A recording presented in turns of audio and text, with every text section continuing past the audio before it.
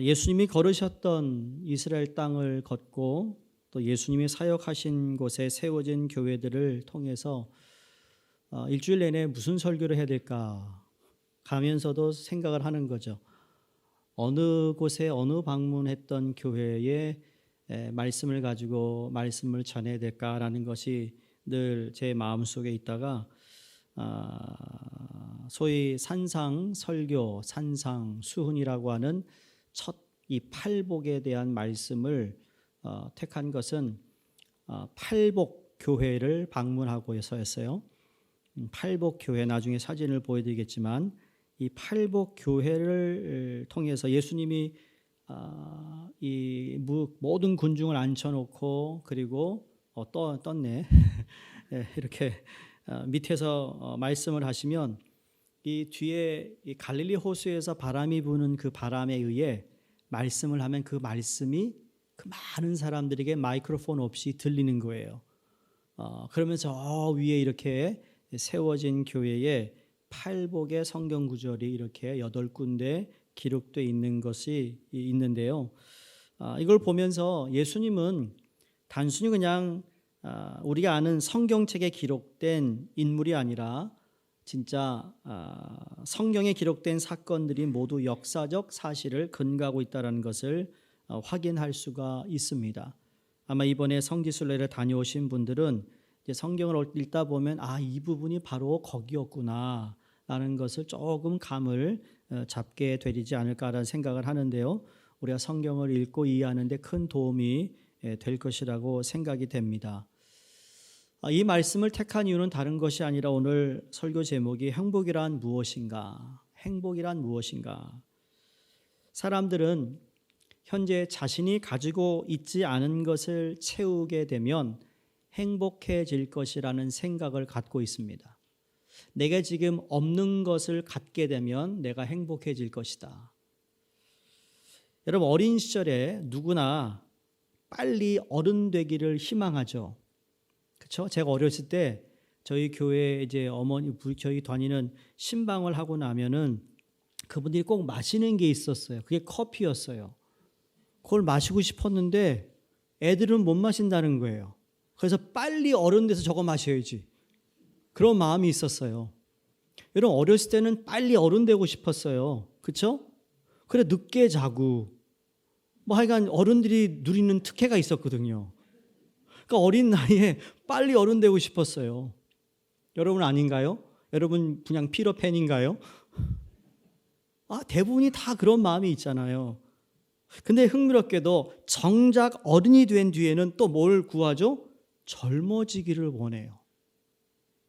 젊다 그러면 다 좋아해요. 젊어 보이시네. 그럼 너무 좋아하거든요. 희한합니다. 어렸을 때는 어른이 빨리 되고 싶고 정작 어른이 되고 나이를 먹으면서 젊어지고 싶어 해요. 돈을 벌기 위해서 건강을 잃고 그렇게 열심히 그냥 죽자 살자 돈을 벌었는데 돈을 또 어디다 쓰는 줄 아세요? 건강을 되찾기 위해서 돈을 써요. 평상시에 영원히 죽지 않을 것처럼 삶을 허비하다 돌연 찾아온 죽음 앞에 지난 삶을 후회합니다. 여러분, 다른 사람보다 모아놓은 돈 있으세요? 잘 쓰세요. 날 위해 쓰세요. 좀 주를 위해 쓰시고 맛있는 거 사 드세요. 그 꿈추렸다 뭐 하려고? 다음에 성교순례 언제 가냐고. 벌써 나는 일부 예배 마치지 나자마자 또 언제 가냐고 그래요. 아니 무슨 소문이 이렇게 빨리. 나는 한마디도 안 했는데. 그러니까 분위기 보니까 가야 될 것 같아요. 언젠지는 물어보지 마세요. 때가 되면 가겠죠. 뭐든지 무르익으면 가는 거예요. 왜 우리에게는 언제나 없는 것에 대해 아쉬움만 그리고 후회만 가득한 것일까? 진정한 복이란 무엇일까? 진정한 진짜 행복의 삶은 어떤 것일까? 민수기 6장 24절에서 26절을 보시면 하나님께 이렇게 선포하십니다. 여호와는 너희에게 복을 주기를 원하시고 너를 지키기를 원하시고 그리고 은혜와 평강을 주기를 원한다 그랬어요. 이게 얼마나 우리에게 큰 힘이 되고 위로가 되는지 모릅니다. 하나님이 내가 너에게 복을 주기를 원한다. 내가 너희를 지키기를 원해. 그리고 은혜와 평강을 주기를 원한다. 이게 정말 하나님만이 우리에게 줄 수 있는 복이고, 그리고 성경은 하나님의 자녀들이 받는 복에 대한 말씀들로 가득 차 있습니다. 우리가 하나님이 말씀하신 이런 복을 받으려면 그럼 어떻게 해야 되는가? 어떻게 해야 복 있는 사람이 될 수 있을까라는 이 질문에 대한 해답을 솔직히 마태복음 5장에서 7장에 이르기까지 예수님께서 그것을 가르쳐주고 있습니다. 복을 받는 삶, 복 받는 삶이 무엇이고 그 삶의 행복함이 무엇인가를 가르쳐주고 있는 말씀들을 마태복음 5장에서 7장까지 하시는데, 그 진정한 행복이 어디에 있는가를 말씀하고 있다라는 겁니다. 우리를 창조하신 하나님께서 우리에게 참 행복을 주시고 참 행복을 가르쳐 주시기 위해 이 땅에 오셨습니다. 물론 우리를 구원해 주시기 오셨는데, 그 구원이 바로 우리가 복을 받고 그 복받은 자의 삶이 행복한 삶이라는 것을 가르쳐 주시기 위해 오셨다라는 거예요. 주님께서 우리를 단순히 죄에서 구원하시고 죽으면 천국 가는 그것이 끝나는 것이 아니라 이 땅에 살면서 진정한 행복한 삶이 무엇인가를 가르쳐 주시기 위해 오셨다고 믿습니다. 복음서에 보시면 이 갈릴리라는 것은 아주 지형적으로 아름답고 풍요로운 것입니다. 이번에 성지순례 다녀오신 분들이 그 지역을 우리가 걸었어요. 유대 광야를 걷고 또 이스라엘이라는 그 평화, 우리가 풍요로운 땅을 우리가 보기도 하고, 또 갈릴리 호수가를 거닐면서 그 예수님이 제자들과 배를 타고 건넜던 그 배도 우리가 타보고, 그 아름다운 갈릴리 호수 정말 아름답고 정말 넓어요. 이게 북쪽으로부터 흘러내려오는 헤르몬 산에서 눈이 녹아서 그 물줄기를 타고 갈릴리 호수를 만들거든요. 그러니까 이 갈릴리 호수에 들어오는 물은 항상 깨끗한 거예요. 물고기들이 있었고, 예수님의 제자들이 어부 출신들로 그냥 배 타고 나가면 물고기를 잡는 것은 그리 어려운 것이 아니었습니다. 그리고 아래로 요단강 물을 이렇게 흘려내보는 그 모든 것이 정말 그 마을에 사는 사람은 평화롭겠다. 그 갈릴리 호숫가 앞에 저희가 숙소를 잡고 거기서도 우리가 보았거든요. 얼마나 아름다워요. 얼마나 평화로운지 몰라요. 그러나 갈릴리에 사는 사람들은 평화롭지도 못했고 행복하지도 못했어요. 정말 이민생활아 거기서 살면 진짜 우리는 이게 행복이겠구나라고, 여기가 좋사오니 하는 마음도 생길 정도로 평화로운 곳인데, 여러분 그 당시 예수님이 계실 때 사람들은 평화롭지 않았어요. 행복이라는 것을 몰랐어요. 많은 사람이 질병과 가난과 로마의 압제 아래 살아가면서 고통을 당하고 있었어요. 바로 이러한 곳에 주님이 오셨다라는 겁니다. 여러분 우리의 생활이 좀 나아지면, 좀 더 여유가 생기면, 경제적으로 정말 좀 돈을 좀 많이 내가 가지고 있으면, 내가 사는 집이 좀 좋아지고 모든 게 다 좋아지면 진정한 행복이 있습니다. 맞아요. 행복이 없다고 말할 수 없지만 행복은 있습니다만, 여러분 그런 가운데에서도 좀 시간 지나보세요. 또 만족하지 못하는 삶으로 이어질 수 있거든요. 중요한 건 주님이 거기에 계시느냐 안 계시냐의 차이일 겁니다. 예수님께서 그 아름답고 평화로운 갈릴리 호수였지만 그 지역에 사는 사람들이 모두 아픔과 고난과 병자들로 그렇게 힘든 삶을 살아가는 그들 가운데 오셔서 그들에게 하셨던 첫 설교가 바로 마태복음 5장, 우리가 잘 아는 팔복이라는 겁니다. 아침에 제자들과 산에서 내려오시는데 예수님을 찾아오는 많은 군중을 산에서 만나게 됩니다. 이 불행했던 갈릴리 사람들은 행복을 찾았고 행복을 얻기 위해 주님을 찾아 나선 것과도 마찬가지다라고 말할 수 있다라는 거죠. 그래서 주님이 오늘 말씀처럼 주옥 같은 내용으로 그리스도의 전 교훈의 요약이다라고 할 정도로 예수님 공생의 첫 가르침을 말씀하고 있습니다. 여러분, 산에서 설교하신 말씀이라고 그래서 산상설교라고 합니다. 또 어떤 분들은 가르쳐서 본받게 한다라는 뜻에서 산상교훈이라고 하고, 그러나 제가 좋아하는 건 계속해서 가르쳐 후세에 전하라라는 뜻에서 산상수훈이라고 말합니다. 계속해서 가르쳐 후손들에게 전하라는 말씀이죠. 아까 보셨더니 그 팔복교회, 여러분, 그럼 복이란 무엇인가? 복에 대한 분명한 이해를 돕기 위해 복 있는 자라는 말과 복 받을 자라는 우리말의 어휘를 우리가 조금 구별해 볼 필요가 있습니다. 자, 하나님의 자녀는 복 받을 자가 아니고 복 있는 자입니다. 아멘. 앞으로 복을 받을 자가 아니라 이미 복 있는 자라고 그랬어요. 이 말은 존재와 관련된 의미입니다. 나와 하나님과의 관계가 잘 예수 그리스도를 통하여 이루어진 관계가 성립된 사람들에 한해서 우리는 다 복 있는 자라는 겁니다. 여러분, 복 있는 자세요. 옆에 있는 분에게 복 있는 자래. 복 있는 자래. 복 있는 자래. 또 남한테 얘기한다. 복자를 너무 작게 하셨죠. 복 있는 자. 그러니까 이 말은 예수 그리스도와 연관되는 영원한 천국에 속한 것입니다. 그 복은 하나님께서 자기 백성들, 자녀에게 주시는 선물이에요.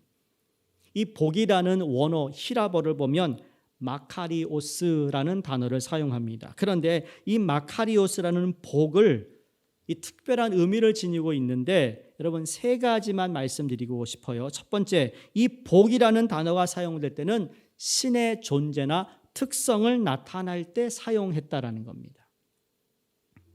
예를 들어 오늘 보면 복이 있나니 그랬잖아요. 이게 바로 마카리오스인데, 재미있는 것은 이 마카리오스라는 단어가 사람들의 행복을 기는데 사용하는 단어가 아니라는 겁니다. 어떤 사람을 향해 마카리오스라고 하지 않았어요.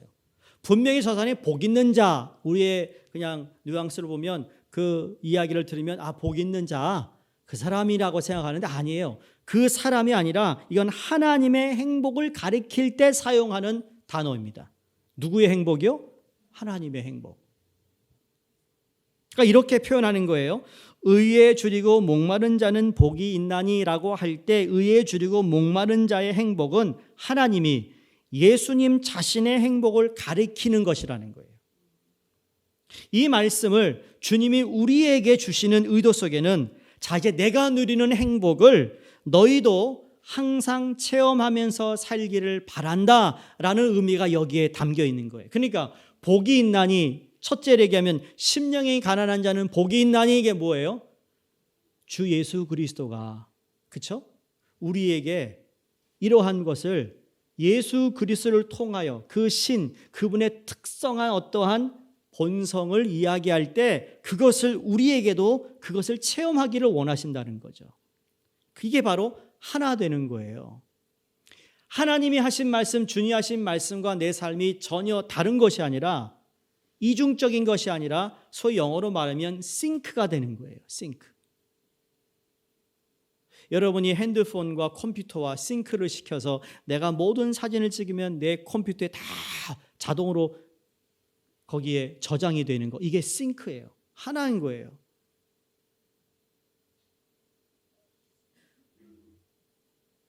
이 말씀을 주님이 우리에게 주시는 의도 속에는 내가 누리는 행복을 너희도 항상 체험하기를 바란다는 거죠. 그러니까 너희도 의에 줄이고 목마르면 나처럼 행복할 수 있다라는 거예요. 아직 이해가 잘 안 되시죠? 예수님이 세상에 계실 때 육체적으로 볼 때 너무나 어렵고 고통스러운 삶을 사셨습니다. 그렇죠?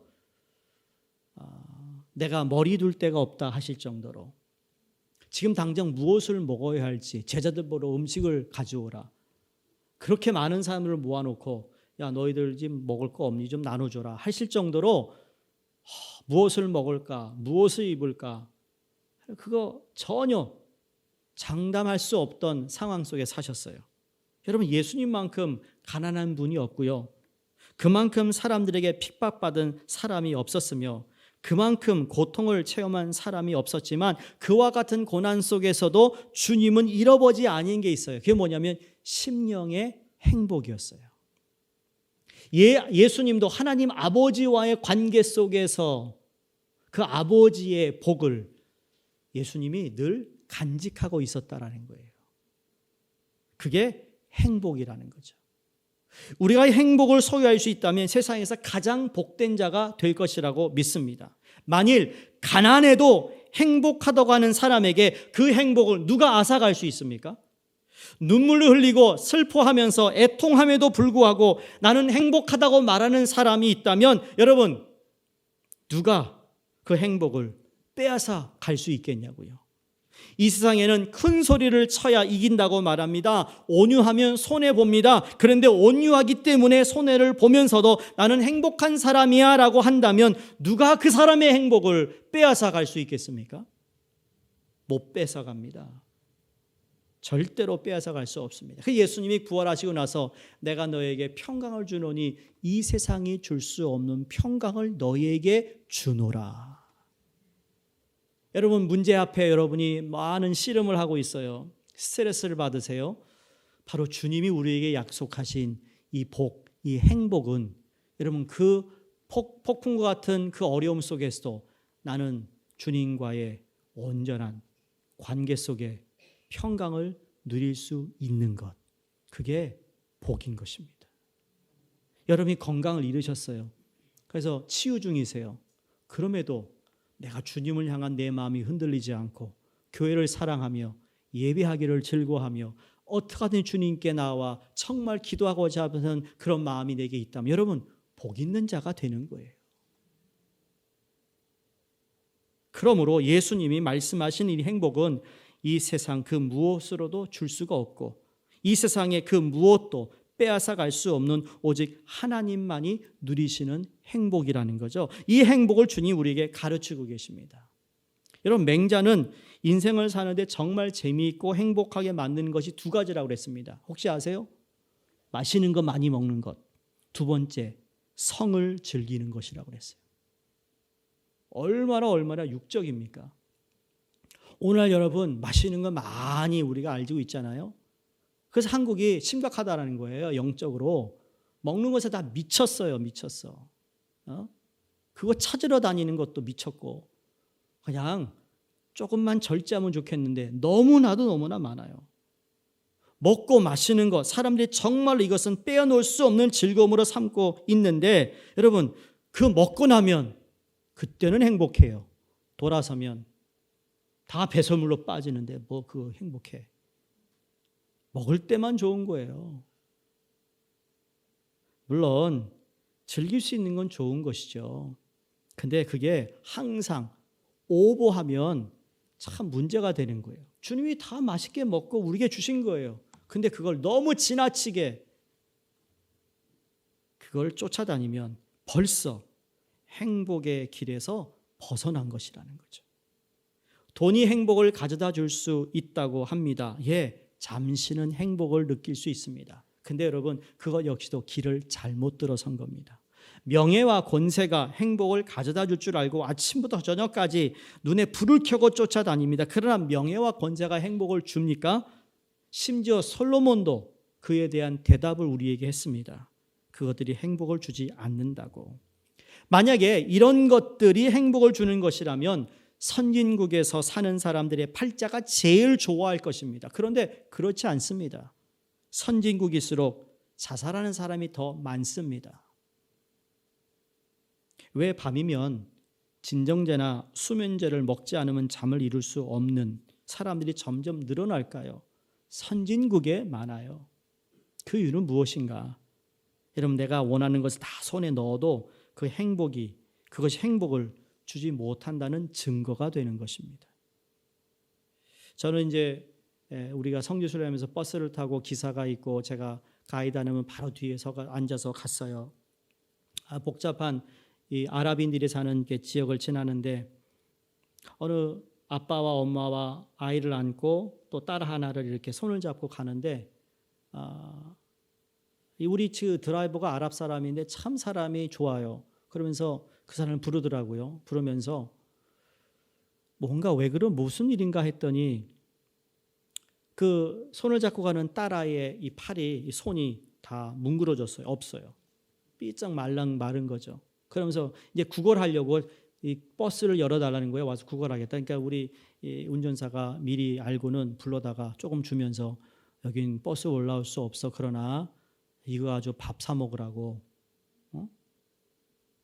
전 거기서 참 이 사람이 가지고 있는 행복이 무엇인가 아는 사람이라는 거죠. 그 사람이 줄 필요도 없어요. 그런데 우리를 배려해서 자기가 자기 돈을 주면서 그들을 향한 그 마음이 참 얼마나 심령이 가난한 자, 그 사람이 예수를 믿지 않는 것 같지만 그런 그 마음 속에 가지고 있는 보지 못한 모습을 보면서 야, 참 삶이 어떻게 살아야 되는 이 친구는 알고 있구나 라는 생각을 해봤어요. 여러분 어떠세요? 무엇이 행복한 걸까요? 작은 것 하나 있어도 함께 나눠 먹을 수 있는 사람이 있는 사람이 행복한 사람이에요. 많은 것을 가지고 있는데 같이 나눠 먹을 사람이 없는 사람, 그 불행한 사람이죠. 제가 늘 얘기하잖아요. 5천 명을 먹이는 사람에 대해서 여러분이 5천 명분을 혼자 먹으려 하지 말고, 오늘날 그런 사람 많아요. 자기 혼자 먹으려고 해요. 이번에 성지순례가 아름답고 좋았고 행복했다라는 건 모두가 다 섬기려고 하고 모두가 함께 배려하려는 마음이었어요. 그래서 제가 그래서 참 행복한 목회자다. 사랑하는 성도님 잘 기억하시기 바랍니다. 죄는요 우리의 눈을 가리웁니다. 다시 말해 우리를 속인다는 얘기예요. 죄는 행복을 주지만 그 행복은 일시적인 것입니다. 죄에 끌려가면 일시적으로 굉장히 만족스럽고 행복해지는 것 같아 보여요. 돈을 추구하든 성을 추구하든 먹을 걸 추구하든 세상의 그 어떤 것을 추구하든지 죄는 우리를 잠깐 행복을 느끼게 할 뿐이라는 겁니다. 그래서 사람들이 거기에 속아 넘어가는 겁니다. 그 속임수에 빠지고 또 빠져요. 전도서 기자가 그랬잖아요. 헛되다, 헛되다, 모든 것이 헛되다. 우리가 잘 아는 사도 바울이 최고의 학문을 가지고 있었던 사람, 가장 좋은 가문과 로마의 시민권을 가지고 있었던 당시 그 지도자들로부터 인정을 받아 장래가 촉망되는 젊은이였습니다. 오늘날 정책으로 표현하면 정말 확실한 차세대의 지도자로 인정받고 똑똑한 유능한 젊은이였습니다. 그러나 그가 가지고 있었던 모든 것이 그에게 행복을 주지 못했습니다. 종교에 대한 열정과 그 열심도 행복을 주지 못했습니다. 우리가 아는 대로 다메섹 가던 길에서 예수를 만나고 난 후 바울은 참 행복이 무엇인가를 그때 체험합니다. 그리고 자신의 가슴 속에 담겨있던 모든 것을 버리고 복의 근원이신 하나님만 모시고 살아가겠다고 고백합니다. 그가 1차 선교여행, 2차 선교여행, 3차 선교여행을 하는 도중에 그가 잡힙니다. 그리고 우리가 가이사라는 항구에 가봤는데 거기에 2년 동안 감금되어 있었어요. 그의 기도는 뭐였죠? 내가 가이사라에게, 시저에게 가겠다. 로마 황제 앞에서 내가 재판을 받겠다. 그래서 거기서 2년 동안 감금되어 있는 가운데 여러분 거기서 서신을 쓰기 시작합니다. 아이 하나님, 내가 지금 1차, 2차, 지금 3차 내가 죽으라고 지금 복음 전하고 있는데 나 여기다 2년 동안 가져놓고 뭐 하는 겁니까? 라고 기도하지 않았습니다. 그에게 처한 곳에, 그것이 어디든 간에 주님이 나와 함께하는 곳이 바로 행복이었어요. 그게 병원이 되었던, 화찬란한 집이 되었던, 세상에서 몇몇밖에 못 먹어봤다는 맛있는 음식을 먹던, 주님이 함께하는 곳이 바로 복 있는 자고 행복이라는 사실을 여러분 사도 바울이 우리에게 말씀하지 않습니까? 그래서 디모데전서 1장 11절에 이 교훈은 내게 맡기신 바 복되신 하나님의 영광의 복음을 쫓음이니라라고 고백합니다. 인간의 행복의 근원이 하나님 자신이라는 것을 고백하고 있습니다. 그가 고난을 당해도 행복했고 핍박을 당해도 행복했고 죽을 고비를 당해도 행복했고 매를 맞아도 가난해도 질병으로 고통을 당해도 행복의 근원이신 주님을 모시고 있으니까 그 환경은 문제가 되지 않더라는 겁니다. 여러분 왜 문제가 되지 않을까요? 문제돼요. 근데 그 문제를 문제로만 보지 않는다라는 거예요. 그걸 뛰어넘는 은혜를 체험하게 된다는 것이죠. 우리 인간들은 주님의 십자가 앞에 나와 자신의 죄를 회개하고 예수 그리스도를 자신의 주님으로 구원의 주님으로 영접하는 그 순간부터 행복이 시작되는 줄로 믿으시기 바랍니다. 두 번째, 이 복이라는 말의 어원은 하나님께 바친다는 의미가 있습니다. 영어의 blessing, 이게 복이에요. 축복인데 이 blessing은 bleed라는 영어 단어에서 왔어요. 라틴어죠. 피의 제사를 이야기할 때 bleed예요. 여러분, blessing은 복을 받기 위해서는 희생이 필요해요. 그게 어떤 희생인 줄 아세요? 피의 희생인 거예요. 어느 나라든지 제물을 신에게 바치고 피를 흘린 다음에 그걸 구함으로 신이 그 사람에게, 제사한 사람에게 복을 주는 것이 고대 시대의 모든 사람들이 알고 있었던 신의 복이에요. 다시 말해서 피의 제사를 지낼 때 선별하여 드리는 제사의 축복의 의미를 찾았던 것이죠. 산상수훈에서 예수님께서 사용하신 이 블레싱은 자신의 가르침을 듣고 있는 사람들에게 얼마나 그들이 인생의 절망과 고통의 순간에도 깊이 영적으로 행복할 수 있는지를 알려주시는데, 예수님은 자신을 우리에게 주셨던 분이라는 것을 이 말씀 안에 숨겨두고 있는 것이죠. 내 심령이 가난했고, 내가 애통했고, 내가 의로 굶주렸고, 바로 주님이 그랬다라는 것을 우리에게 말씀하고 있어요. 성도님들, 행복은 소유만이 아니라고 그랬어요. 얼마를 가지고 있느냐도 행복의 척도가 아니라고 그랬어요. 그럼 참 행복은, 이 블레싱이라는 건 드리는 데부터 시작되는 거예요. 드리는 거. 예수님 하나님께 드려지는 희생 제물이 되심으로 진정한 복이 임한 거예요. 예수 그리스도의 피가 흐름을 통하여 하나님께 바쳐졌을 때 여러분, 그게 블레싱이 되는 거예요. 여러분이 블레싱이 되기 위해서 나 또한 예수님처럼 나 자신을 희생하고 주님께 드려질 때 복 있는 자라고 말씀하고 있는 것이죠. 진정한 행복은 하나님께 바치는 데부터 시작이 됩니다. 이것이 성경의 가르침입니다. 예를 들어 우리 예배를 한번 볼까요? 이미 훈련반에서 여러분에게 제가 가르쳤던 말씀 중에 하나인데, 여러분 예배의 모든 요소를 보세요. 시작부터 마지막까지 딱 두 가지만 빼고 다 드리는 거예요. 찬양으로 드려요. 올려드려요. 헌금으로 올려드려요. 대표 기도하는 분이 대표 기도하지만 우리 마음을 모아 대표 기도하는 분이 우리의 공동체 기도를 올려드리는 거예요. 다 드리는 거예요, 여러분. 찬양이 짧다, 길다, 싫다, 좋다, 안다, 모른다 상관없어요, 여러분.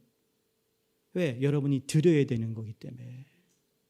그럼 두 가지 안 드리는 건 하나님 말씀이 선포되는 건 들어야 되는 거고, 마지막 축도를 받고 나가는 거예요. 이게 예배인 거예요. 축도 끝나기 전에 나가는 사람, 그 사람 예배 잘못 드린 거예요. 그래서 그 말씀을 드리는 거죠. 여러분, 드리는 거예요. 그래서 우리의 예배의 마침은 우리가 또다시 우리의 삶에서 예배의 삶을 이어가는데 바로 그게 뭐죠? 섬김이에요. 섬기기 위해서는 내 시간을 쪼개드리고, 섬기기 위해서는 일찍 일어나야 되고, 섬기기 위해서는 내가 좀 더 힘든 일을 하는 것, 이게 바로 내가 드리는 거거든요. 여기서 행복이 오는 거예요. 단체 사진 내가 다 찍었어, 이번에 가서. 첫 번째, 찍으라는 사람이 없더라고. 찍으세요. 단체 사진 하세요. 그러면 다 모아. 근데 찍을 사람이 없어. 내가 착해서 찍은 게 아니고요. 그래서 내가 찍어야겠다. 그 찍은 거예요. 근데 그게 행복이에요. 내가 복 받은 거예요. 찍어서 다 주니까. 그리고 받아서 좋아하니까 또 찍고 싶은 거예요. 이건 내가 뺏기지 않겠다. 난 행복했어요. 행복은 소유의 이기심에 가득 찬 사람에게 찾아오지 않습니다. 그런 사람은 아무리 많이 가져도 만족하지 않습니다. 그러나 헌신의 삶은, 살아가는 사람은 가장 적은 것을 가지고도 말할 수 없는 행복을 누리는 거예요.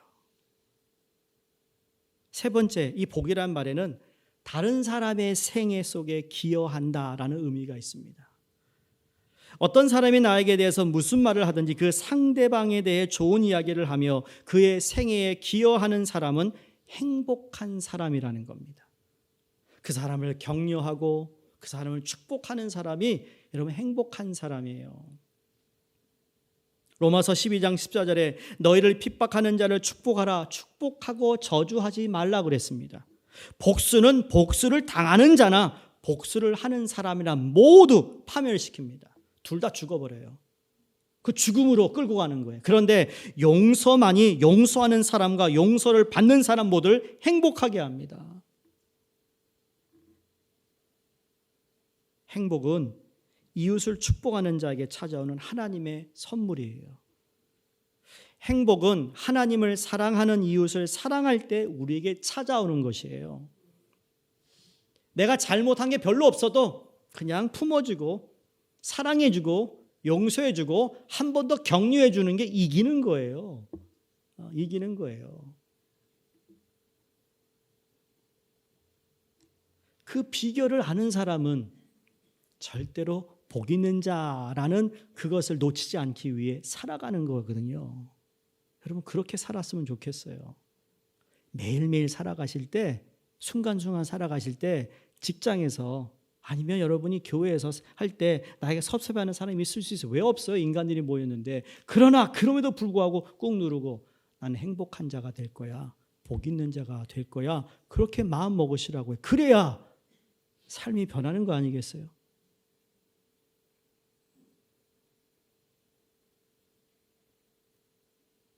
자, 이제 팔복 전체를 제가 일부러 읽었어요. 이 팔복 전체를 한번 보시면 단계가 있다는 것을 알 수 있습니다. 팔복은 하나님의 띠처럼 긴밀히 연결되어 있다고 볼 수 있는데 이 8개잖아요. 팔복. 그런데 앞에 4개와 뒤에 4개로 이렇게 나눌 수 있습니다. 근데 앞부분에 이 4개의 복은 예수님의 제자가 주님과의 관계에서 맺는 특징을 우리에게 말씀한다면 마지막 4개는 사람들과의 관계에서 드러나는 특징이라고 볼 수 있습니다. 뭔가 떠오르는 생각 없으세요? 세상에서 세계에 가장 중요한 계명 2가지를 예수님이 말씀하셨죠. 내 몸과 마음과 뜻과 정성을 다하여 하나님을 사랑하고 두 번째는 내 이웃을 내 몸과 같이 사랑하라. 십자가 그거잖아요. 이 팔복에도 하나님과 수직적인 관계에서의 복이 있다면 수평의 복을 이야기하고 있다라는 거예요. 마태가 아주 기가 막히게 이것을 써서 배열해 놓은 것입니다. 길게 설명드리지 않고 간략하게 말씀드립니다. 첫 번째 복인 심령이 가난한 자와 5번째 복인 긍휼히 여기는 자를 한번 보세요. 자신의 심령이 가난한 것을 본 사람은요, 다른 사람들을 긍휼히 여기며 불쌍히 여기는 대로 살아간다는 거예요.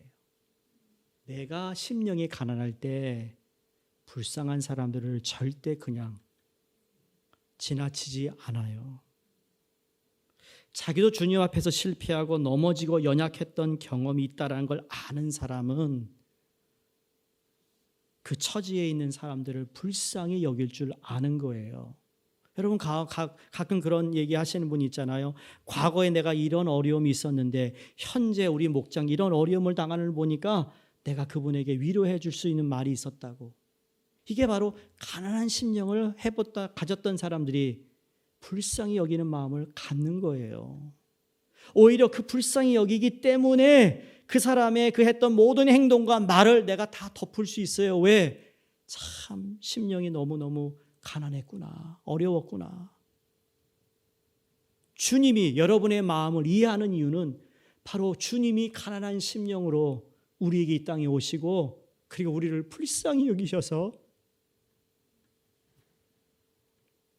주님 앞에 반복되는 죄와 우리의 연약함 속에 주님이 우리를 그대로 품으시는 거예요. 왜? 그분은 복이 있는 자기 때문에. 두 번째 복을 보세요. 애통하는 자라고 그랬습니다. 여섯 번째 복이 마음이 청결한 자로 이어집니다. 여러분이 화면에 성경을 보시면 애통하는 자는 마음이 청결한 자가 된다는 건데 그럴 수밖에 없어요. 애통해요. 하나님 앞에 애통하며 회개하는 겁니다. 하나님, 나 이런 모습에 애통하는 거예요. 그러면서 그렇지 못한 사람들, 정말 영혼이 구원받아야 하고 또 누군가 아픔을 가지고 있고 정말 주님 앞에 기도하고 있는 어떤 문제를 가지고 있는 사람들을 보면 내가 애통하는 거예요. 나만 애통하는 것이 아니라 내가 가지지 않는 것, 내가 무슨 하소연할 데가 없어 눈물 흘리는 애통뿐만 아니라 그 누군가를 위해 기도하는 것. 여러분, 그럴 때 내 마음이 청결해진다는 거죠. 아브라함이 애통했어요. 소돔과 고모라를 멸망시킨다고. 의인을 한 사람 찾으라 하시는데 없어서 애통했어요. 느헤미야가 성벽이 무너졌다는 소식을 듣고 애통합니다. 자기가 아무런 상관이 없는 일이었어요. 그는 2세 거의 3세로 바벨론에서 자란 사람이에요. 그런데 이스라엘 성벽이 무너졌다는 걸 보고 애통합니다. 다니엘도 조상 탓이잖아요. 어린 다니엘이 무슨 죄가 있어요. 그런데 다시 하나님께 쓰임받으며 애통할 때 다시 귀환시키겠다는 하나님의 말씀 앞에 그가 있는 곳에서 애통하며 그 애통하는 마음을 하나님께서 정말 깨끗하고 청결한 마음으로 변화시켜 주시더라는 거예요. 여러분, 애통하실 수 있기를 바랍니다. 여러분, 자녀만 위해 애통하지 마세요. 다른 가정에 자녀가 아픔이 있을 때 함께 애통하세요. 그러면서 나의 허락하신 은혜를 바라보며 나에게 너무 많은 은혜를 주셨구나. 여러분, 자녀에 아무런 문제가 없어요? 그러면 그걸 가지고 하나님 앞에 하나님, 저 사람, 저 가정처럼 아니 다행히 이런 바리새인적인 기도가 아니라 내게 이런 은혜를 주셨는데 왜 내게 은혜를 주십니까? 그러면 애통하며 누군가를 위해 기도할 때 우리 마음 또한 주님 앞에 합당한 마음이 될 줄로 믿습니다. 세 번째 복인 온유한 자입니다. 온유한 자는 일곱 번째 복인 화평하게 하는 자와 맥락상 같습니다. 여러분, 온유한 사람은요, 화평하게 하는 사람이라는 거예요. 온유는 즉 여러 가지 어려움을 겪으면서 힘들지만 그 가운데서 더욱더 자기를 단련하고 부드럽고 따뜻한 사람이 되는데 그 사람이 다른 사람들에게 평화를 이루는 사람이 된다는 거죠. 온유하지 않으면 절대로 평화를 줄 수 없습니다. 평화로운 사람은요, 그냥 되는 게 아니에요. 평화라는 것을 나누어 수 있는 사람은요, 단련된 사람이에요. 아픔을 통해 자기를 깎아내고 부드럽고 그러면서 따뜻한 마음을 가지고 있는, 그게 바로 예수님께서 수고하고 무거운 짐진 자들아 다 내게로 오라, 내가 너를 쉬게 하리라, 나에게서 배우라, 나는 온유한 자라 라고 말씀하셨잖아요. 여러분이 교회뿐만 아니라 전도회나 목장이나 여러분이 지인들과 만남 속에서 온유한 사람, 평화를 이루는 사람이 될 수 있기를 간절히 주의 이름으로 축원합니다. 마지막 네 번째 복인 의에 줄이고 목마른 자는 여덟 번째 복인 의를 위해 박해를 받는 자가 된다고 그랬습니다. 의를 위해 우리가 줄이고 목마른 사람은 의를 위해 박해를 받는데 두려워하지 않는다라는 겁니다. 우리는 주로 의로운 일을 하고 의롭게 살면 그 의로운 거에 대한 보상을 받아야 되는 생각합니다. 근데 내가 의로운 일을 하기에 오히려 의 때문에 박해를 받는다. 예수님이 내가 너희를 잡아먹고 너희를 핍박할 사람들 속에 너희들을 이리또의 속에 너희를 보낸다라고 하신 말씀 기억하시죠? 나 때문에 너희가 핍박을 받을 거라고 말씀하셨어요. 나 때문에 너희가 손해를 볼 거라고 말씀하셨어요. 그럼에도 불구하고 두려워하지 않는 거예요. 하나님, 괜찮습니다. 나를 위해 걸어가신 그 길을 나도 가기를 원합니다. 주님이 나를 위해 희생하시고 버리신 그 사랑에 하나님, 나도 가겠습니다라는 두려워하지 않은 담대함이죠. 이렇게 앞에 4개와 뒤에 4개가 서로 연결되는데 앞에 4개는 하나님과의 관계에서 드러난다고 했고, 그렇게 해서 하나님과의 관계가 제대로 되니까 그 다음에 이웃과의 관계에서 제대로 되더라는 것이죠. 하나님과 관계가 확실히 서면 이웃과의 관계도 확실히 서야 된다는 것을 잊지 마시기 바랍니다. 제가 성지순례 마지막 날 비행기를 타기 전에 그런 말씀을 간접적으로 우리 성지순례 오신 분들에게 말씀드렸어요. 성지순례를 갔다 온 분과 갔다 오지 않은 분들의 차이는 분명히 있습니다. 왜? 보고 들었으니까, 경험했으니까. 그걸 너무 지나치게 자랑하지 말라. 시험 들까 염려해야 됩니다. 하나님이 나에게 주신 은혜를 나누세요. 뭐 먹었다, 뭐 했다 라기보다 그걸 통해 내게 주신 하나님의 감동을 나누시면 그건 우리에게 정말 은혜가 되는 거예요. 과하게 우리가 했던 모든 것들을 너무 지나치게 얘기하다 보면 오히려 그것이 사람을 실족시킬 수 있다라는 것. 그리고 성지순례 갔다 왔기 때는 더 주님 앞에 겸손한 자세로 주님을 섬기고 교회를 섬길 수 있는 분이 되어야 된다고 말씀을 드렸어요. 그게 바로 팔복이 이야기하고 있는 말씀과 거의 여러분 무관된 것이 아니라 바로 그 말씀을 주님이 하고 있어요. 너와 나와 특별한 경험이 있었다면 그 경험을 통해 누군가가 복을 누려야 되고 누군가가 평화를 누려야 되고 누군가가 함께 즐거워할 수 있고, 여러분 이것이 우리에게 주어진 삶의 행복 중에 한 부분이라는 사실을 잊지 않으시기를 바랍니다. 이런 이유로 예수님은 진정한 행복의 길이 어디에 있는지 우리에게 말씀하고 있습니다. 예수님을 왕으로 내 마음에 모시고 그분의 성품을 닮아가기를 애쓰는 사람은 하나님이 누리시는 이 행복을 맛볼 수 있다라는 사실을 믿으시며, 내가 갈망할 것은 그래서 예수님을 더 닮아야겠다. 예수님을 닮으면 닮을수록 행복의 순도는 더 높아질 것이고 그 농도는 더 진해질 것이라는 거죠. 그래서 우리 가운데 정말 가난한 심령, 우리 가운데 애통하는 자, 온유한 자, 의에 목마른 자, 마음이 청결한 자, 긍휼히 여기는 자, 화평을 통해 하나님이 약속하신 주님의 이 말씀이 바로 행복의 원천이 되시는 주님이 우리 삶의 행복이라는 사실을 기억하며 그 행복을 누리시고 나누시기를 주의 이름으로 축원드립니다. 기도하겠습니다.